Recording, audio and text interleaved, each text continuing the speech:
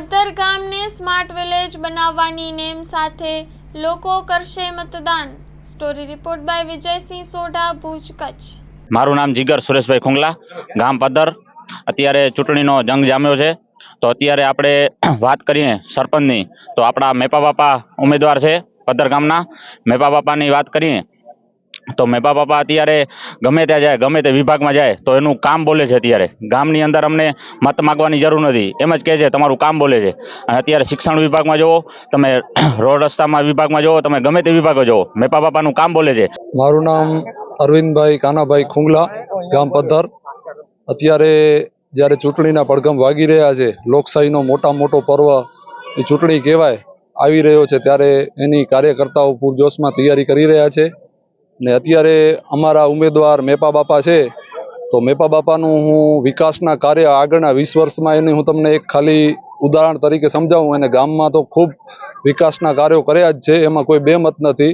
શિક્ષણને લગતા પ્રશ્નો હોય, સ્વાસ્થ્યને લગતા પ્રશ્નો હોય, પ્રાથમિક જરૂરિયાત ગામની જે પણ છે એનામાં 100% કામગીરી થયેલ છે। પણ એક ઉદાહરણ તરીકે હું તમને ખાલી કહું તો અજરકપુર જ્યારે બાપા સરપંચ હતા ત્યારે અજરકપુર બાબતે ત્યાં બોર થયેલો હતો, ને બોરમાં જ્યારે એને સ્ટાર્ટિંગ કરવામાં આવ્યો બોરને, તો એનામાંથી પાણી ખારું નીકળ્યું હતું। અને એટલું ટાઈમ બાપા આમાં હાજર હતા, ને અજરકપુરના બધા જે અત્યારે છે અજરકપુરના નાગરિકો એ પણ બધા હાજર હતા। પાણી ખારું નીકળતા બાપાએ ત્યારે જ મંત્રીને હાજરીમાં બધાને ફોન કર્યો, અજરકપુરના ગ્રામજનોની હાજરીમાં મંત્રીને ફોન કીધો, ને ત્યાંથી ને પાણી પુરવઠા વિભાગને પણ ફોન કીધો, ને ત્યાંથી તરત એમની કામગીરી શું છે એ તમને સમજાવું છું કે તરત લીલી ઝંડી આપી કે એ બોરને વાંધો નહીં, તરત તમે બીજો બોર ચાલુ કરી દો, મશીન છે તો મશીન તરત લગાવી દો। આ ભોપા આપણે મેપા બાપા જે છે એમની કામગીરી છે, ને એમની કેવી રીતે કામ કઢાવવું સરકારી વિભાગોમાંથી, આ એમની કેપેસિટી અને એમનું વેઇટ છે, આ હું તમને કહું છું। ને અત્યારે હવે ખૂટતી કડીની વાત કરીએ તો છેલ્લા અમારા ગામમાં જો મોટામાં મોટો પ્રશ્ન હોય તો અત્યારે અમારા ગામમાં સમૃદ્ધિ તો છે, ઓલરેડી બધું સારી રીતે ચાલે છે, બધા ધંધા કામ, પણ એનામાં અત્યારે અમારા ગામમાં બાંધકામ પણ બહુ સારી થઈ રહ્યા છે। હું તમને કહીશ કે આ વિડીયોમાં અત્યારે જે ખાર ઉઠે છે, આ જે પરિસ્થિતિ દેખાય છે સમગ્ર ગામમાં છે, અત્યારે કરોડોના બાંધકામ થઈ રહ્યા છે। તો આ બાંધકામનું એનું કારણ છે અમારી ગટર નબળી છે, મેન પ્રાથમિક જરૂરિયાત ગટર છે, ને જો એ સુધરે તો આ જે બધેને અત્યારે હરેક નાગરિકને, ગામના દરેક નાગરિકને આ પ્રોબ્લેમ છે, જો ગટરનો સુધારો થાય તો આ પ્રોબ્લેમ દૂર થાય, જેથી કરીને ગામને મોટો ફાયદો થાય એવું છે। ને બાકી અત્યારે અમારે કાર્યકર્તા ગામમાં ફરીએ છીએ તો અમારે ક્યાંય મત માગવા જેવી જરૂર નથી, કારણ કે મેપાભાઈના કામ બોલે છે। વિનોદ ગોવિંદ બરાડિયા, ગામ પદ્ધર।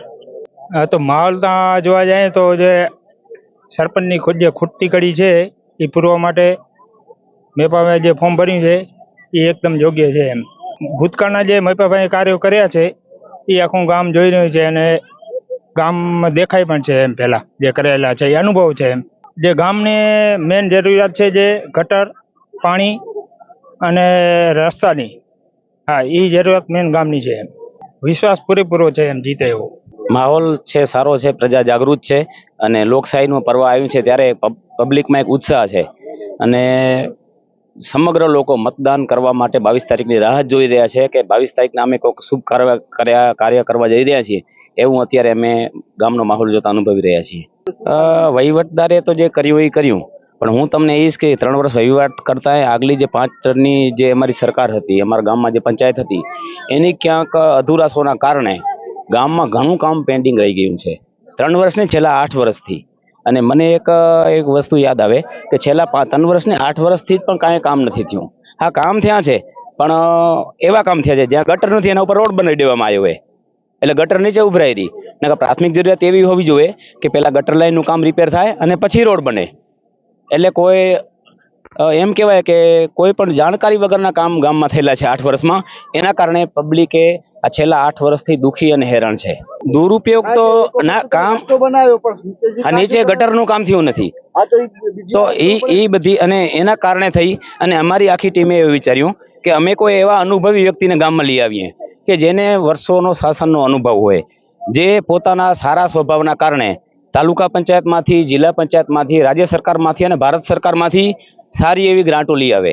અને એના સાથે અમારી પૂરી યુવા ટીમ, અમારા શિક્ષિત યુવાનો, અમે સરપંચની સાથે છીએ, મેપાભાઈની સાથે, અને બીકેટી કંપની ઉદ્યોગો છે, ઉદ્યોગોમાં પણ સારું સંકલન જેનું હોય કે એવા વ્યક્તિ અમે લઈ આવીએ. તો એવા વ્યક્તિ અમે આખા અમારા ગામને આખા ગ્રામજનોએ જોતા અમને એવું લાગ્યું કે વર્ષોનો જેને અનુભવ છે અને હવે એક વાત કરીએ તો પોતે પોતાના કામમાંથી નિવૃત્ત પણ છે.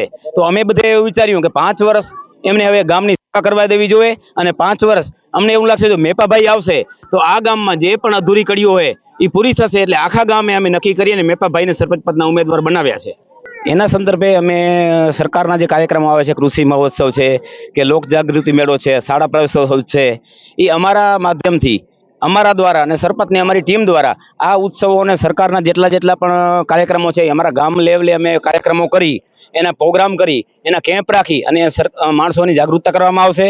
ગામની અંદર મેડિકલ કેમ્પ રાખી એનું કાંઈ પણ જરૂરિયાત હશે, મા યોજનાનું કાર્ડ હશે, એની અમે ત્વરિત અમારી હાજરીની વચ્ચે એનું કામ પૂરું કરવામાં આવશે એવી અમારી બધીની નેમ છે. અમારી યુવાનોની ટીમ જે અમારી અત્યારે મેપાભાઈ સાથે છીએ, અમારી હમણાં થોડા સમય પહેલા એક મોટા અધિકારી સાથે વાત થઈ હતી, આઈએસ અધિકારી સાથે. એને અમને વાતમાં એવું કીધું હતું કે એવું અમે ગામ ગોતી રહ્યા કે જે ગામને અમે સ્માર્ટ વિલેજ બનાવીએ. ત્યારે અમારા મનમાં એક ઝંખના થઈ હતી કે હે ભગવાન, હે માતાજી, અમારા ગામમાં અમે જે ધારીએ એવી સારી સત્તા આવે, જે સારું કામ કરી શકે, તો સ્માર્ટ વિલેજ તો મારું ગામ જ બનવું જોઈએ.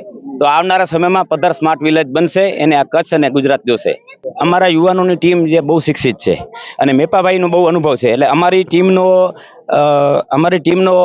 જેને કહેવાય કે સાક્ષર ટીમ છે અમારી, અને મેપાભાઈનો અનુભવ છે, બે સાથે મળી અને અમને આવનારા સમયમાં ગામને વિકાસના પંથે દોરી જશું. માની લો કે અત્યારે સમસ્યા મેન તો ગટરની અને અમુક જગ્યાએ પાણી પણ પહોંચતું નથી. એના માટે આપણે આ લોકોને કીધું કે ભાઈ અમે ચૂંટાવીને આવશું તો ચોક્કસપણે તમારે જે અધૂરા થશે એ અમે પૂરી કરશું. એમ કાર્યકરની અંદર તો બહુ ઉત્સાહ છે.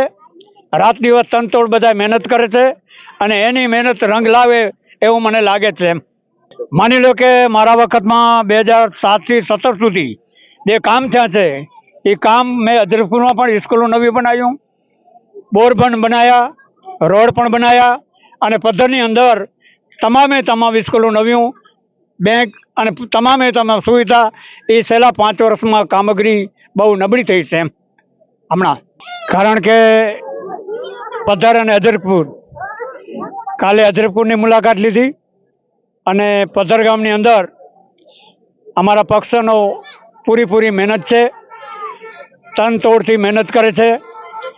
અમારું અધરપુર ગામ એની અંદર પણ અમારા કાર્યકર છે અને મારા પ્રત્યે લાગણી છે, ગામની છે અને અધરપુરમાં પણ છે.